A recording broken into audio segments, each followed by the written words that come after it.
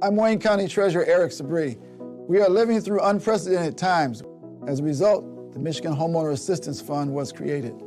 This fund, administered by the state of Michigan, is designed to help homeowners cope with pandemic-related hardships, such as delinquent property taxes. Residents may apply for up to $25,000 to help cover 2019, 2020, and 2021 tax years. Previous year's taxes must be paid in full or in a payment agreement with the Treasurer's Office. Eligible homeowners must have a qualified financial hardship that occurred on or after January 21st, 2020. You must currently own and occupy your home as your primary residence and must have owned it since January 21st, 2020. To see if you qualify, please visit waynemetro.org, call 313-388-9799, or email taxinfo@waynecounty.com. We're here to help.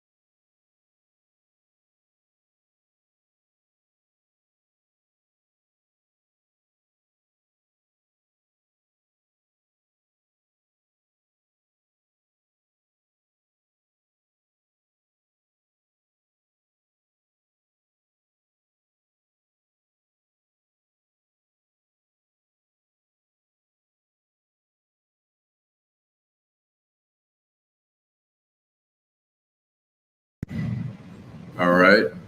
Okay.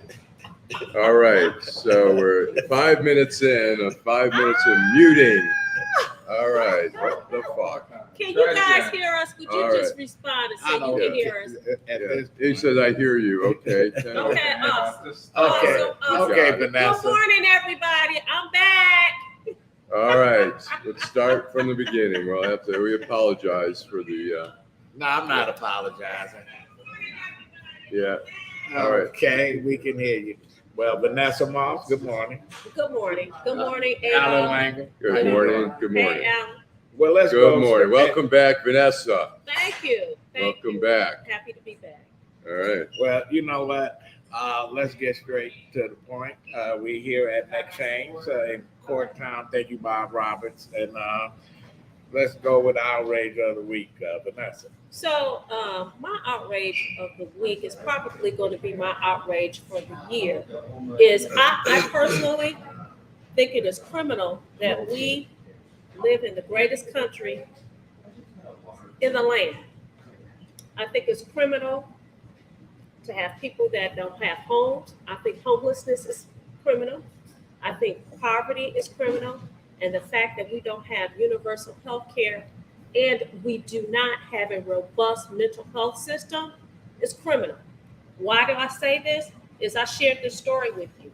I had an encounter with someone, and everybody knows what I do for a living. I had an encounter with a lady, and she was charged with assaulting an officer. They had arrested her, and they had her holding cell, basically, and they decided that because she has mental illness that they were going to inject her with medication.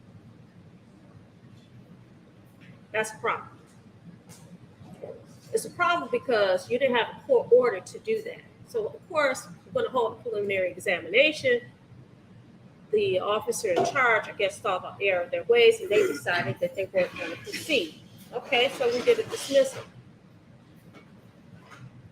I was in tears because this is what I encountered.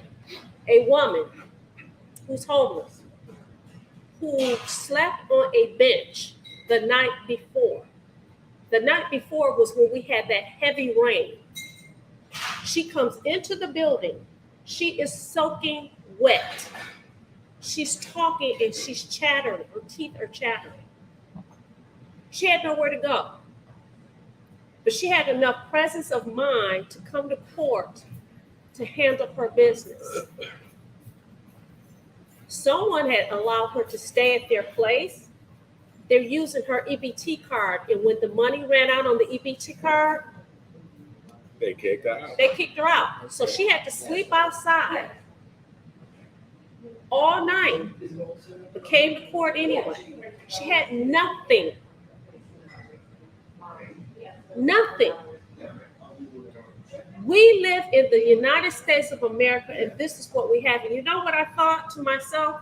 Not only was I touched, I took the people mover over. Everybody knows I live downtown. Now I took the people mover over and walked. And I'm thinking in my head, I gave her what I had in my bag. And I tell her that her blankets are wet, her bags are wet, everything is wet. A couple of the officers took money out their pocket to give it to her, but I'm standing there thinking, okay, what else can I do? What else can I do? Can't put her in my vehicle because I don't have my vehicle. Gave her some money. I said, hey, go to a laundromat, put your things in there so that you can get them dry, wash them and get it dry, get something to wear. Then by the time I got home, I realized I should have put her on the people mover with me, and I should have gone up to the Salvation Army to get her some dry clothes. But I'm outraged that we live in this country and this happens, and this is the problem. I think that when we're in district court, that's the first level, that's before you go to circuit court. Why don't we have social workers? Why don't we have people for housing there? Why don't we have mental health? We don't have a mental health. The mental health system that we have here is a revolving door. They put them in the hospital for a few days and you get out, and you depend on these people to go and get outpatient treatment. That is very unrealistic. So am I outraged? Yes. I was brought to tears, okay, and that's days ago. But, today, this morning, yesterday, I'm thinking about that woman and all the other people that are like her. And that's my outrage. Well, you can walk down the street and you can see the folks. But you can thank John Engler and his group for closing all. They closed all the hospitals. They closed all the clinics. Turned them into charter schools or market rate apartments or condos. But what about the system that charged somebody because she's saying that, listen, you're not going to inject me, and she's fighting back. You don't have the right to do that. No, you don't. But you know what? It's interesting. I mean, we blame John Engler, and he certainly gets some blame. But we've had Democratic administration since. We currently have one. They need to address that instead of just worrying about looking like they're being so successful with a surplus in the budget. We need to, we keep talking about mental health, about guns, and the NRA will say it's a mental health issue, but the Republicans will say it's a mental health issue, it's not a gun issue, and yet they won't fund the mental health that's needed for that. But the Democrats are also. It's poverty as well. Well, it's always going to be. It's always going to be poverty. So it's a holistic approach to the whole thing. Exactly. And if you go to some of these states, go to Denver. That's the capital of Colorado. You see a homeless camp, thousands of people. Go to Phoenix. It's criminal. You see. Go to LA. You see them all. It's criminal. But we can spend money in other countries. Our homeless rate here is way low. I checked the other day. The homeless rate is on any given night in the city of Detroit, 1,280 homeless. You would think it'd be more, but you know what? Detroit is a lousy place to be homeless. I mean, if you're going to be homeless, you go to Portland, Oregon, you go to LA, go to Vancouver. You go to places where you can sleep out on the street at night and not freeze to death. But in Phoenix, 120 degrees, 200 people died from the heat. Yeah. No, that's outrageous. I'm sorry. Okay, Allan. I've got a couple here. One is yesterday, Chief Craig, former Chief James Craig, posted a column on the Daily Caller, which is a very conservative publication, just gushing about why President Trump, ex-President Trump, should be the president again. And I'll just read you a little. He goes, under President Donald J. Trump, the economy was stronger and the streets were safer. In fact, the world was safer while America's southern border was being strengthened and American energy was being celebrated and utilized. It was a proud time to be an American. And he goes on to say, Americans need to accept that problems are building up while Washington leaders are ready to confront them. Unlike President Trump, he's got his nose so far up Trump's ass because he's worried about he's got to be running for the U.S. Senate, and he doesn't want Trump coming after him. So that is exactly what I was saying. What office is he running for? He running for the Senate. He running for the Senate. He has to be, because I'm like, well, what is this? He's a little man, the coward of the county is running for the Senate. He's the guy that ran from he said it was a potential hijacker that was going to take his car, and he got. He ran, but I mean, yeah, he ran. Something like that happened to me. So well, but you're a civilian. You're a civilian. You're a citizen. You're not carrying a gun. This guy. This guy got a gun. He was in a regular car, right? It don't matter. He got a gun. He's been a cop for 30 years. He protecting the city. There was a video where some guys were shooting on the street with like an assault weapon, and the cops kept going. They avoided it. Right. You know, it's like I mean, why become a cop? It's okay to circle around maybe and figure out. That's different though. Yeah. You ride in your vehicle. But then I'm sorry. Well, if you don't wear a uniform, that's just like I was in the military. So you in a battleground and you run, they shoot your ass. Your own people will shoot you. He's a coward. And I have one other quick one. Go ahead. I was watching Newsmax, which was to the right of Fox News. Why are you watching that shit? Well, I just like keep an eye. Do you watch it? So anyways, they had a little picture of Rudy Giuliani, and it said, "Help the Rudy Legal Fund." They're shilling for Rudy Giuliani, and they're trying to help him get money for his legal fund. So I found a picture from the movie Borat, where Rudy was in there, if you remember.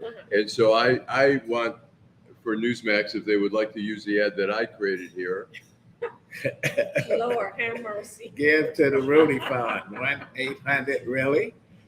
All right. Anyways, that's my. Wow. Okay. Now my outrage. Listen, I get a letter from somebody, Kevin Adele's mouthpiece.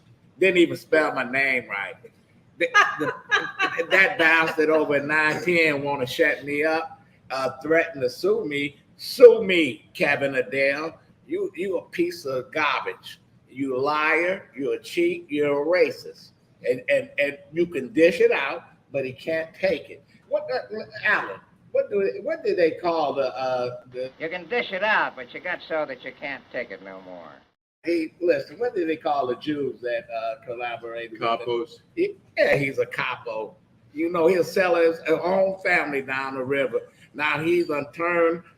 He said this was an urban station, if #1 in the country. Now it's Sean Hannity, Glenn Beck. He got all the conspiracy things. I'm not mad. We left. I'm not mad. I'm mad because he think he can intimidate me. Listen, you can't intimidate me. Sending me a letter. Tell your attorney that he needs to spell my name right. 2, to email me. That I'm gonna get scared. Ooh. So, Mr. Adele, please, Mr. Adele. That's him falling right there. Great. If you want to fuck with me, do it right. Because you and your station, y'all ain't shit. That's my outrage of the week. Well, something. Before we go okay. on, let's take a break. And then we'll come back and continue the conversation. I'm Wayne County Treasurer Eric Sabri. We are living through unprecedented times. As a result, the Michigan Homeowner Assistance Fund was created. This fund, administered by the state of Michigan, is designed to help homeowners cope with pandemic-related hardships, such as delinquent property taxes. Residents may apply for up to $25,000 to help cover 2019, 2020, and 2021 tax years. Previous year's taxes must be paid in full or in a payment agreement with the Treasurer's Office. Eligible homeowners must have a qualified financial hardship that occurred on or after January 21st, 2020. You must currently own and occupy your home as your primary residence and must have owned it since January 21st, 2020. To see if you qualify, please visit waynemetro.org, call 313-388-9799, or email taxinfo@waynecounty.com. We're here to help.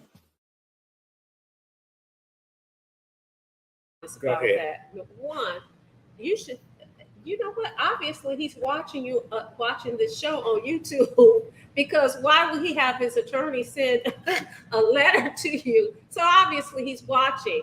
He's watching the same person that, was on his channel that he said, listen, nobody was listening, but you're watching Detroit in black and white. That's one thing. The other thing is there seems to be a whole lot of conversation about urban talk radio and the non-existence of the urban talk radio. And people seem to be very outraged about it. Listen, my take on that is this. Number one, for those of us that was on 9:10 a.m. Superstation, listen, it's not as if we were willing participants, the bottom line. Yeah. Nobody's a victim, okay? Willing participants. Two, when you own something, you get to do what the heck you want to do with it. And that's what he's doing. So for all those people who has a problem with it, listen, if you when he dish it out, Vanessa, he should be able to take it. Oh, I don't disagree. I disagree. I don't disagree with you. But if he want to come at me and beat up on me, fine. But then I can come back and kick him in his little nut ball head. You got your own platform. Right. You can say what you want to say. There's no question. But what I'm saying is, I'm talking about the broader scheme. Oh, I'm not upset. That's him. Yeah, he owns it. He owns it. He could do what the heck he wants to do with it. And no question about it. Enough of what Kevin Adele, because we got bigger fish to fry. Thanks for watching, though. Bring your viewers over here to Detroit Black Podcast. Detroit is right now. We had some folks that go to. First, they went to circuit court about suing the redistrict. Commission. The circuit court say you got no suit. The Supreme Court, Michigan Supreme Court say you don't have a suit. Federal court say bullshit. Right. You can listen. Detroit has been hoodwinked. The Democratic Party pissed on the city of Detroit to get control of Lansing. So in other words, they diluted all the voting power of Detroit. Now we the parts of Detroit is represented by people from Royal Oak and beyond Wall Lake and Hazel Park and all these other places. Not even counting the people that are moved into Detroit, like Steve Tabachman, Rashida Tlaib, Sri Canada. All these people came from nowhere, and they went and they bought their way into the community, and here they are represent us.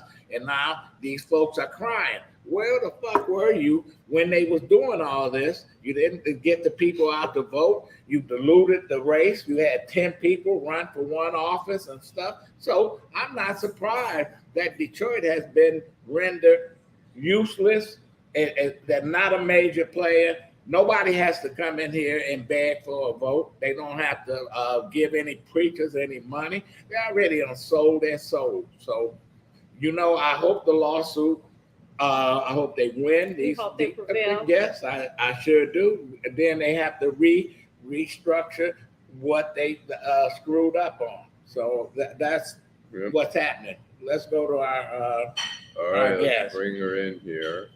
Okay. Do we have her? Yeah, there we go. Okay. Hey there. Yes, we got it. Miss Alia Harvey Quinn. How you doing? I'm good. Thank you for having me. How are y'all? Thank you. We were just running and we're doing our usual thing. But go ahead. All right. We're just going to give you a little intro. You've got quite a impressive little bio here. It says Alia Harvey Quinn is a bold leader with the dedication for investing in often ignored emerging grassroots leaders. As a daughter of Black Panthers, Alia is calling into the world of activism, leadership, and community building. It was always in her DNA. She is the founder and executive director of Force Detroit.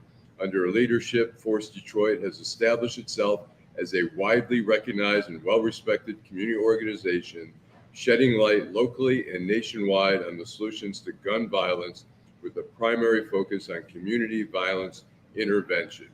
Well, that's Quite impressive. tell us what do your organization do? Yeah, so we do community organizing to change policies, and then we do actual community programming towards building a freer and safer Detroit. We're one of the Shot Stoppers groups with the city of Detroit. Go You ahead. won the what Shot Stoppers group? We're one of the 6 Shot Stoppers groups with the city. Yes, ma'am. Okay. So have you been working with the city? Yes, we have. We've been at the Gun Violence Task Force. We're now a Shot Stoppers group. Excited about like what's emerging, but it's only been 2 months. We're only 2 months into the process. Okay. So what is emerging? Yeah, so what's emerging is well maybe I should start with what we advocated for. Okay. In January of 2020, we released a report where we asked for $150 million over 10 years to invest in what essentially is a parallel safety sector to the police, so that people have an opportunity before they're arrested to transform their lives. And that's because we know all of the things that you were saying earlier. We know people are poor, they're low social determinant of health scores. People don't see the opportunities even if they're present. And so CBI sites function as a way to help people to really across the country get the mental health that they need, like you all mentioned earlier, get the job assistance that they need, get access to basic services. But it's filtered through this sort of lens of focusing on the people who are directly impacted by violence, who are at the center of violence, so that we mitigate the traumas that group of people are dealing with. And statistically, that's been proven to reliably reduce violence between 20 and 40%. So if you look at models like Cure Violence or Advance Peace, across the country, these models have been able to reduce violence when properly implemented, at a staggering rate. Sometimes, even more than that, like Ceasefire in Oakland was able to reduce violence by 51%. Advanced Peace in Richmond, California was able to reduce it by almost 70%. How do we stop these kids from getting guns and shooting themselves or shooting their siblings? It's just, you read here in Detroit, we got a rash of them, but then it's all around the country. How do we? Yeah. If I own a gun, how do I keep it safe? Yeah, so I think we gotta secure our guns. Sometimes they go into these and they get them. Even when parents say I had it locked up, but they went and got the gun anyway. Yeah, so violence is a public health epidemic, and we just don't have the resources that we should in the space. Every other meaningful public health epidemic is met with a real strong narrative push. Like, remember, This Is Your Brain on Drugs and all that messaging around like not doing drugs in the early 90s, or even the messaging around COVID more recently. We don't see the same type of investment around awareness about gun violence, how to properly store, what that looks like, or even, there should be ads popping up on these games that these children are playing that functions in much the same way that those ads did when I was a child in the 90s. I was scared to death of drugs. And did you grow up in Detroit? I grew up mostly in Detroit, but I went through elementary school in Ecorse. And we see every weekend you're here in Chicago, there's 50 shootings. Here in Detroit, there's a bunch of shootings, and it doesn't seem to reach the crisis where it should be a crisis. Like every weekend, we should be alarmed, but it's just another weekend comes and goes. How do we get people to in everywhere to be outraged? We're becoming numb with the mass shootings and in supermarkets and schools and all that, and we've been numb in the shootings in the inner city forever. How do we get people to? Yeah, so when you look at the movements that have been successful around the country, like the Boston Miracle, there was the direct, CVI work, which wasn't called CVI work at the time, but it still retains many of the same elements. But then there was also a piece around culture change. And a lot of times that piece is led by our faith community. It is, Bishop Darrell Harris. Shout out to him. He rocks with Ceasefire. It is that team showing up, praying with families. It is those like faith-based groups doing marches. They've been doing marches in Detroit. There's a team of pastors led by a Kojic brother. His name escaped me. We were partnering in 2021, but they've been leading marches across the city for years. And the thing is that you have to start with a really, really intentional investment in a neighborhood.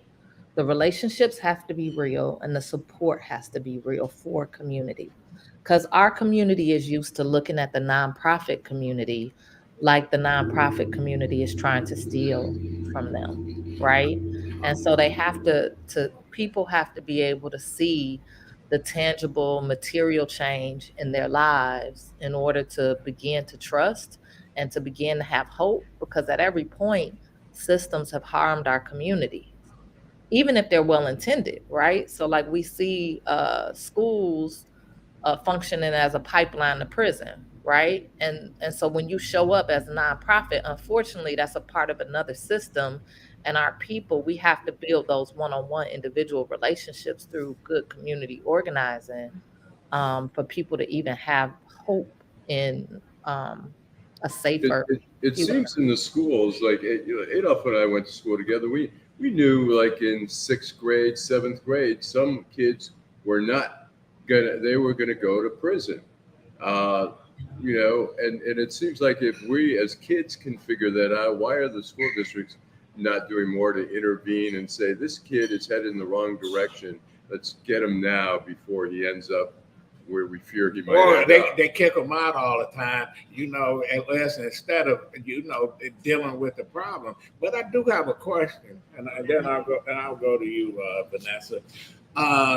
In Baltimore, they took a housing project and they had the Nation of Islam to come in there and patrol it, and they stopped all the crime. But guess what?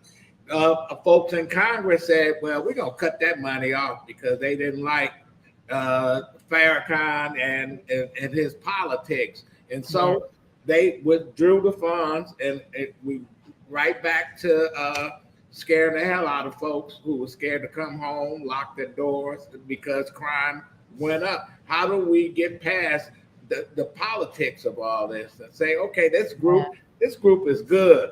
I might not like some of the things they talk about, but they have come into our community and have made it safe. Yeah, so that's the challenge, and that's why we organize at the same time as we do the actual safety programming.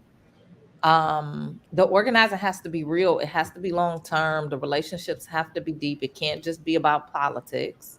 And then if you do that intentional deep dive in community, if this program is truly working and the people truly care about what's happening, then they vote them out. Period. Like if you came and shut down this thing that's helping me and my son, they vote them out. But you can't do it in isolation. It can't just be a program at a storefront nonprofit that's isolated from community. We have to be like in people's face, talking to them, interacting with them, having lunch with them. We got to be taking a meaningful approach to the work. So with your approach, because you've talked about all these other programs and they're effective for a minute, but it appears to me that it's a Band-Aid. It's effective for a minute. It's not long-term.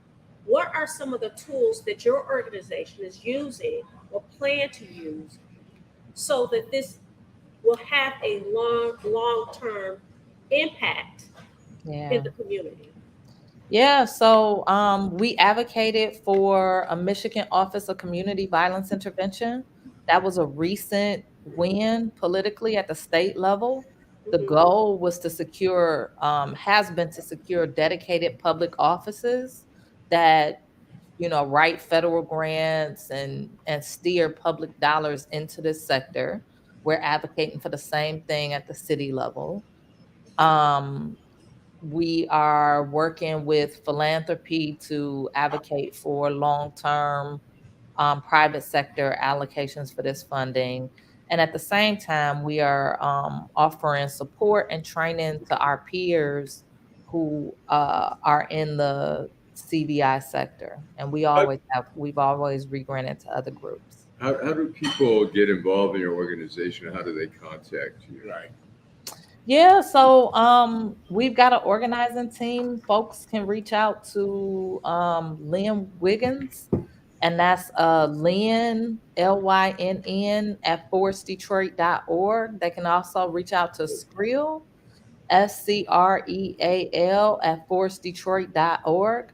I would give folks phone numbers out, but I don't want to make the mistake of giving out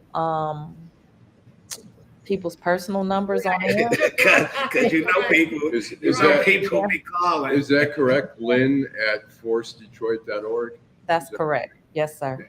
Listen, all right. We're gonna have to have you back on, Ms. Quinn. I'm looking forward. Listen, we need organizations like yours. And when Lynn was talking about working with your organization, I said we gotta have her on. So Yeah. Thank you for inviting me. This has been a good conversation. I'm gonna start tuning in. I didn't know about the show. Well, thank you. Right. How can we be reached? We want you to subscribe, like, and share. Subscribe, like, and share. Yes, ma'am. Right. Tell me your names. I'm sorry. I'm Allan Lengel, Adolph Mongo, and Vanessa Moss. Yes. People can listen to us on. We're live on Facebook on Deadline Detroit and Detroit in Black and White. We have a website where you can see all of the shows, previous and current, on DetroitInBlackAndWhite.com. And we're also on Twitter and YouTube as well. Yeah, thank you for sharing. Yeah, thank you. Thanks so much. Alia Harvey Quinn, Appreciate what you're doing. Thank you for having me. Y'all take care. Okay, let's take a break and we'll be back. I'm Wayne County Treasurer Eric Sabri. We are living through unprecedented times. As a result, the Michigan Homeowner Assistance Fund was created. This fund, administered by the state of Michigan, is designed to help homeowners cope with pandemic-related hardships, such as delinquent property taxes. Residents may apply for up to $25,000 to help cover 2019, 2020, and 2021 tax years.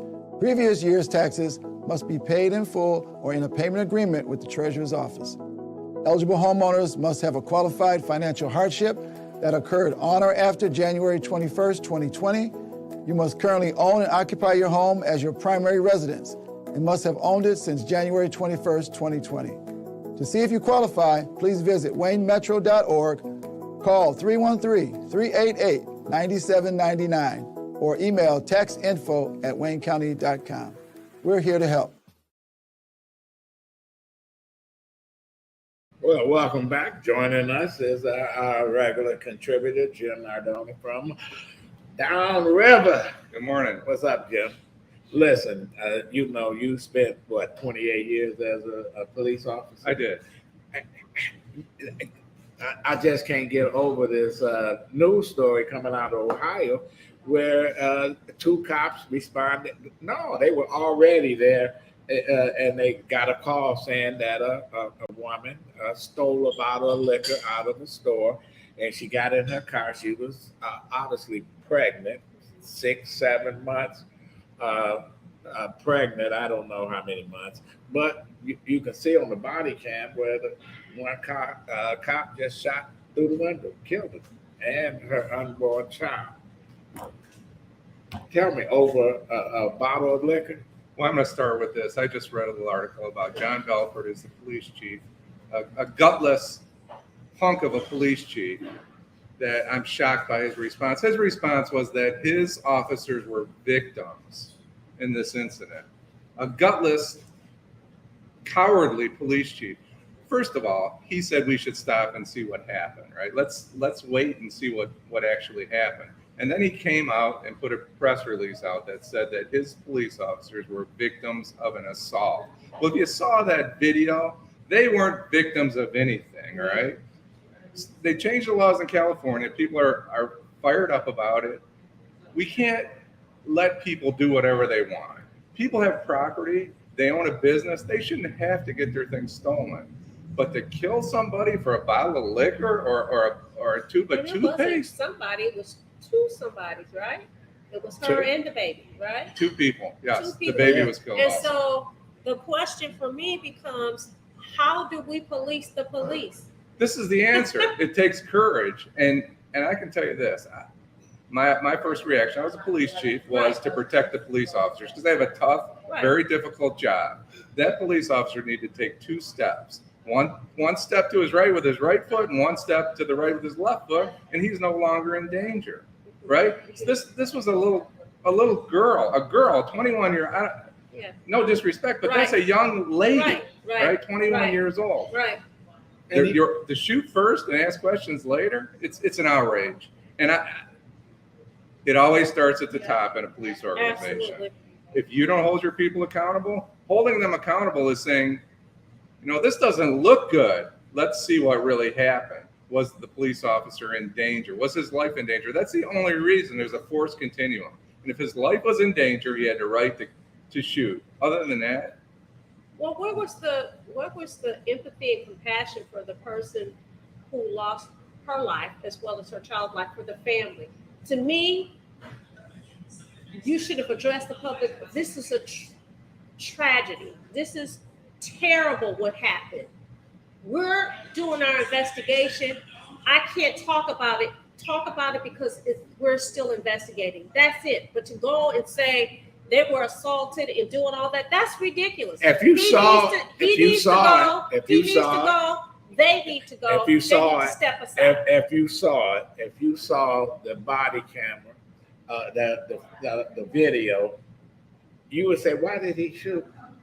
Well, I mean, he just pulled his gun out and shot through the window. I've had incidences like that where an officer his life was in danger.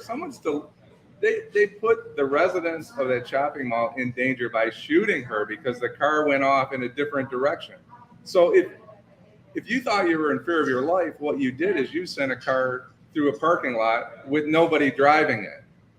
Dylan Roof killed 9 people in a church, and they took him to McDonald's.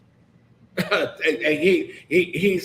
I wonder, all these people that mass killers, etc., and unless they kill themselves, they take them into custody. But to kill a woman over a bottle of liquor, that's why they tell employees, do not chase somebody out of the store that's still in a coat or a pair of pants or a misdemeanor. They have insurance. A misdemeanor. A bottle of liquor costs $30 or $50. But so you took someone's life for that when you had no other option. That's going to be the argument. That's going to be the police officer's argument. His life was in jeopardy, and he had to fire to protect his own life. Well, who believes that? Well, we're gonna continue to follow this, and it's the chief. The chief is they're following the lead of their chief. Their chief is saying, "Oh, you're a victim. You're a victim. You're standing there with a gun against a 21-year-old pregnant lady who's perhaps, allegedly, stole something that cost $25 or $30. Right. In what world does it make sense to take that life? Right. Well, but we hear it all the time, Jim. that the officer, I feared for my life, so I just shoot now and talk later. It's like, God, I'm seeing these videos. There was a cop. He had a dog. I think of you, Jeff, when you talk about the cops with the dogs, and the dog bit the cop. Did he? Yeah, no, like he was so busy trying to beat up whoever he was chasing that he brought the dog, and the dog bit him. Let me ask you guys, since we're talking about officers and chiefs of police departments, what's your take on the chief in Dearborn driving drunk?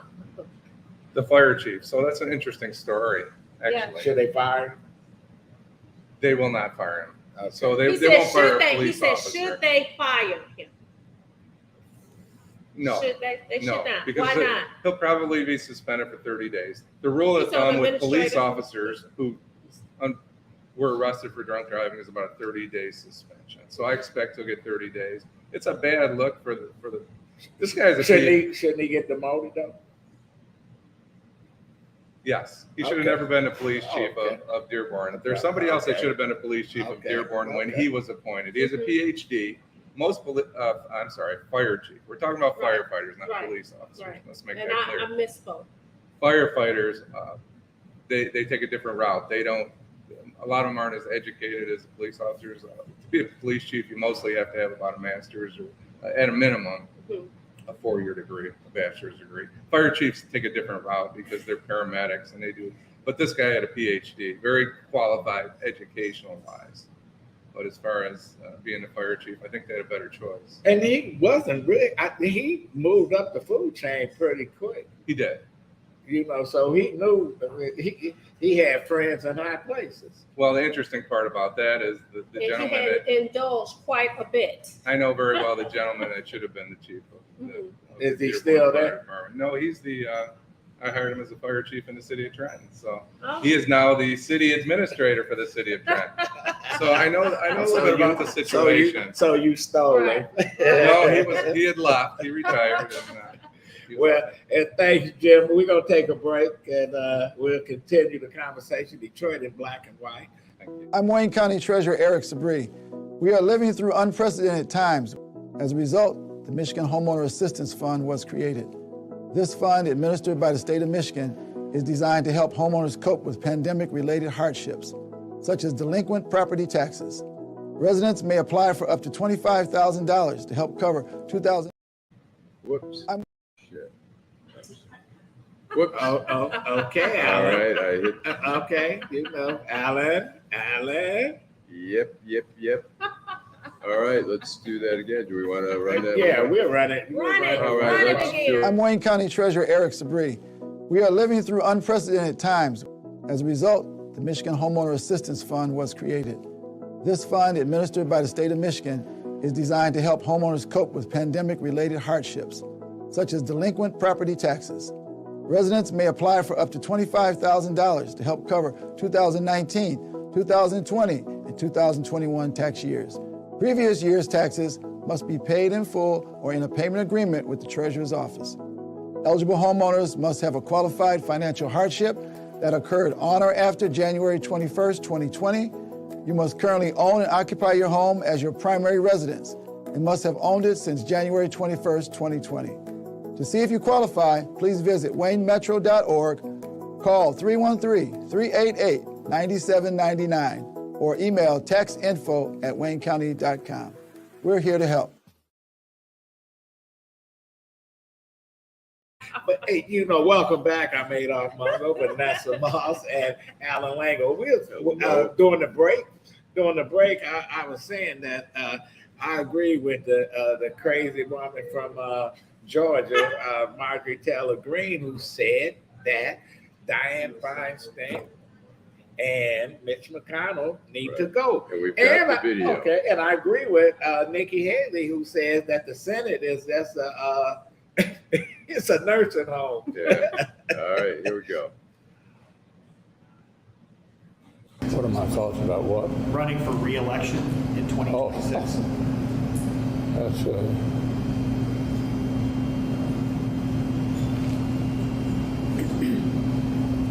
Did you hear the question, Senator? Running for re-election in 2026? All right, I'm sorry, you all. We're going to need a minute. Senator. Listen, that's sad because It really is sad. When my father turned 82, we had to take the keys from him. He went out and bought a new car. His eyesight was going bad. My mother said, "Who would sell an 82-year-old man who can't see a car?" The same people that sold him the cars years before, and had to take the keys. And you hate that because he taught me how to drive, taught everybody how to drive. He could drive. But it gets to a point where enough is enough. Mitch McConnell needs to say, it looks like I think he had a mini stroke, which you bounce back, and that's why they say, "Oh, he's fine," because people who have mini strokes continue on. I'm not going to speculate, but what I will say is this: for years and years, we've heard conversations about term limits. This is an example. You have people who are hold these positions, and they hold them until they pass away. And that is really unfortunate. You have people, on the Supreme Court, that's what happened. Right. Listen, I think there should be term limits. You should not be so ego-driven that you say, "Hey, I'm going to stay here until literally everything falls off." That's unfair. That's unfair to the country. That is unfair to the country. That is unfair to the country. It's unfair to the people that you serve. We've had federal judges when I come to the courthouse. Absolutely. We're in their 90s. Yes. And it's kind of crazy. I mean, it's great. I mean, some of them had still very sharp minds and stuff like that, but they were. But you remember Strom Thurmond? So, he was 100 years old. Yeah. He was on his deathbed. They needed him to vote. They was bringing him in on a gurney. Right. They took him in, and he voted. I don't think he knew where he was. You don't even know what he was doing, and so for me, it's you're standing there, and people are joking. I think it's really sad, but it's more of a commentary about why he won't quit. What you are. What about Joe Biden? Because the governor. Thank God there's term limits for that. The governor of Kentucky is a Democrat. So if McConnell stepped down or unfortunately died, he'll appoint a Democrat. That's what they worried about. Well, what is he worried about? You know what? You said you talking about him because to me that's ego. Okay. During the White House Correspondents' Dinner recently, I think it was back in May or so, Roy Wood Jr., the comedian, was saying, he goes, "Isn't it crazy?" He goes, "In France, they're going crazy because they want to move the retirement age from 62 to 64. And he says, "Here we got an 80-year-old guy who wants 4 more years of work." He doesn't want to retire. And, the question becomes, obviously, look, Joe Biden, again, age is a question. And people say it's ageism. You heard what he said. He said he was a 21-year-old convincing segregation, this like Strom Thurmond to vote for the Voting Rights Act. You got to be at least 33 to be in the Senate. So listen, I'm forgetful. And I'm not 80 years old. Exactly. I'm gonna tell you, Grandpa is old. Grandpa is old. So what do you think? I think we got no choice because we got a maniac who, if he get elected, he never leaving. I disagree. We always have options. You just don't like the options that you have. What's the option? You don't like that. No, you see, we don't have a choice. You just don't like the choices, but you do have choices. So who can replace Grandpa on the Democratic side? Nobody's going to do that. They're going to let him. They're talking about Newsom in California. Until he finishes his term, however it goes. They've mentioned Newsom in California, but I don't think he's too far. We got one. She's in Lansing. Her name is Big Gretch. Well, but she's not going to. She wouldn't. I don't believe she would. She would not step in because that's not how it goes. That's not the pecking order. I do have, if we want a little humor. We got Robert Kennedy. We got. Oh my gosh. We got. Why you say, "Oh my gosh"? Because he's a nut job. He's a nut job. Y'all better stop calling people names. You're gonna get a letter in the mail. Uh-oh. You're gonna get a letter. Spell my name. It's not You better stop saying you're gonna ABOLL. get a letter in the mail or an email. Don't say that about Robert Kennedy. Well, here's a little funny thing on Marjorie Taylor Greene. A little humor here that I found. We looked up some words that have been said about you. Okay. Crazy, Q clown, Looney Tune, unhinged, moron. I've got a few more. Osama bin Karen, a dipstick, a dingbat, a dolt, a dullard, a dimwit, a doofus, a dummy, dumbass. I'm only a third of the way through the D's. Looks like the average troll in my Twitter feed. A good argument for misogyny. Nazi wine mom, Nazi cave woman, just Nazi. Oh, I don't let name calling bother me or offend me. I just don't. Butterbrain. This one's from someone across the pond, a daft wanker. That's British for stupid. It's a divided world out here. You know, it's so funny when you watch the different cable stations. I said it's MSNBC, CNN. They're talking about Trump, like prosecution of Trump. You go over to like Fox, Newsmax. It is Biden, Hunter Biden, the emails from Biden under the pseudonyms and this and that endlessly. And so it's funny. I can't stand that or that. Right. I'm gonna tell It's you, extreme on both sides. That's ridiculous. It's extreme on both sides. But anyway, as we come to an end, Allan, your final thoughts. I'm going to say, hey, there's a lot happening this weekend. We got the Jazz Fest, which I think is always an amazing festival. The Royal Oak Taste, whatever. Arts Beats and They Eats. stole that I'm from not. Pontiac. I'm mad that they left. They do nothing for the city of Royal Oak for the commerce there.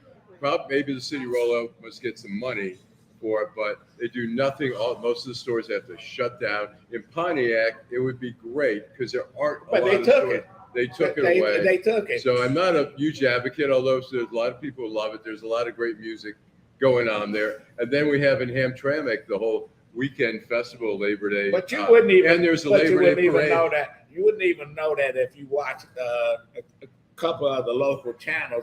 They promoted Arts Beats and Eats like they never. They barely mentioned the Jazz Festival. Right. Never said Jazz anything Festival, about Hamtramck has a great thing going all weekend in Hamtramck. You gonna fly some flags? Yeah, right. The pride flags. Right. Yeah. But also there is a Labor Day parade. I think it's the first time since the pandemic they're going to have it down here. I think it's going to start on Michigan Avenue, and it's going to be. Usually, you can feel the energy if it's an election year, which it's not quite. But also the UAW is talking about striking, so you'll see a lot of UAW members at the parade. So Your final thought. let me say that Allan stole my thunder because I usually like to talk about what's going on the weekend. I will say last night I was out. I walked over to Coleman A. Young Municipal Complex outside there dancing in the dig. It was lit last night. I had a good time. Were you lit? In spirit, yes, but I wasn't What kind drinking, of spirit no, did you drink? water. WATER. And if I had H2O. decided to have a drink, I was good because I walked. So, Okay. but I'd say if I normally have more than one drink, I Uber or something, or I don't drive. I saw Lengel one time in an Uber. I said he must be inebriated.